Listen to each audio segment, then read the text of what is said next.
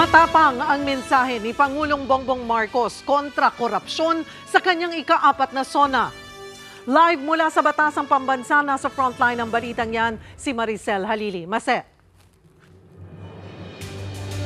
Cheryl, higit 1 oras nga ang itinagal ng ika-4 na State of the Nation Address ni Pangulong Bongbong Marcos at gaya ng inaasahan, iba't ibang issue ang kanyang tinalakay. Pero isa sa pinaka-highlight ng kanyang talumpati ay nang mabanggit ang tungkol sa flood control program, lalo na't kakatapos-tapos lamang ng pagragasa ng sunod-sunod na bagyo at habagat.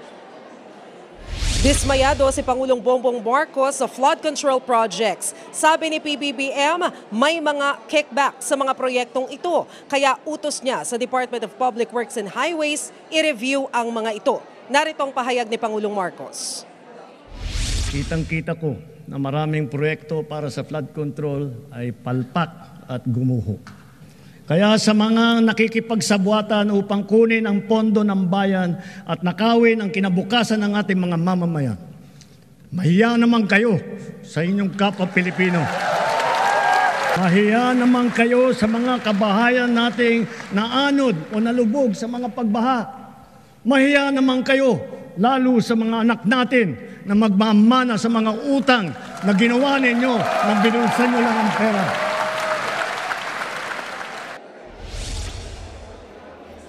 Pati ang palpak na serbisyo sa tubig, iimbestigahan na rin daw. Titiyakin ng luwa na mailalagay na sa ayos ang serbisyo ng tubig ng milyong-milyong nating mga kababayan at gawin mas abot kaya naman ang presyo.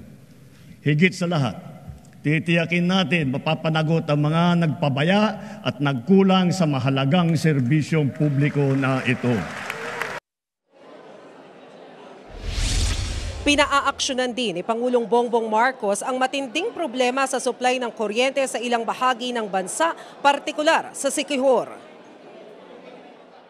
Iimbestigahan ang naging kapabayaan nito at ang iba pang mga katulad na kaso sa buong bansa. Dapat nilang ayusin ang pamamahala ng mga kumpanya ng kuryente at ipag-utos ang pag-refund kung kinakailangan. May mga pasaring din si Pangulong Marcos tungkol sa mga laptop para sa guro. Sabi niya, ang mga binili nilang laptop walang anomalya. Ang mga laptop na laan para sa bawat guro sa public school.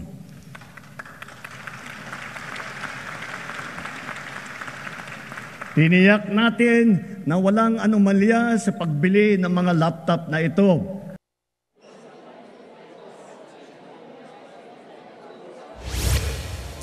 Sabi pa ni Pangulong Marcos, pagdating sa kanilang Build Better More program, prioridad ang kalidad. Tatapusin daw ng kanyang termino ang rehabilitasyon, partikular ng Guadalupe Bridge. Ang rehabilitasyon ng tulay ng Guadalupe ay sukdulan ng ring kinakailangan. Nasa Senado pa ako. Hindi po isasara ang Guadalupe Bridge. Gagawa muna tayo ng detour bridge sa magkabilang gilid bilang pansamantalaang daanan. Kapag nagawa na at nabuksan na ang detour bridge na ito, doon pa lamang sisimulan ang trabaho sa main bridge.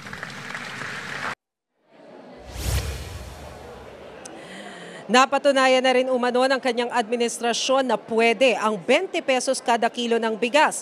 Pero may babala siya sa mga traders na nananamantala nito.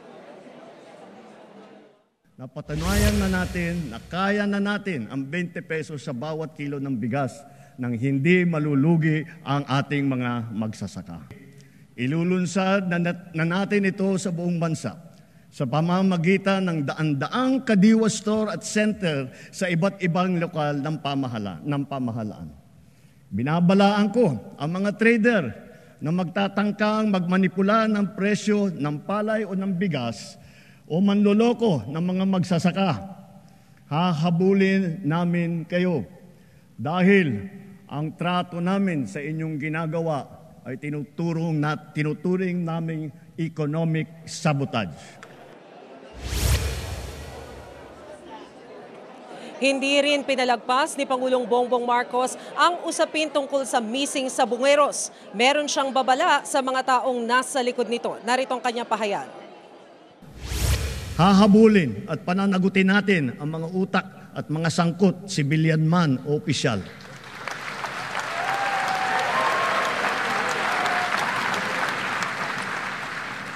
Kahit malakas, mabigat o mayaman, hindi sila mangingibabaw sa batas.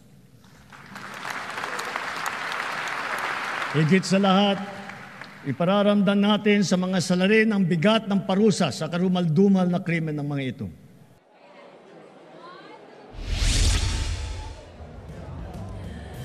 Cheryl, isa rin sa mga dapat bigyang pansin dito sa mga naging bahagi ng pahayag ni Pangulong Bongbong Marcos ay yung tungkol dun sa 2026 proposed national budget.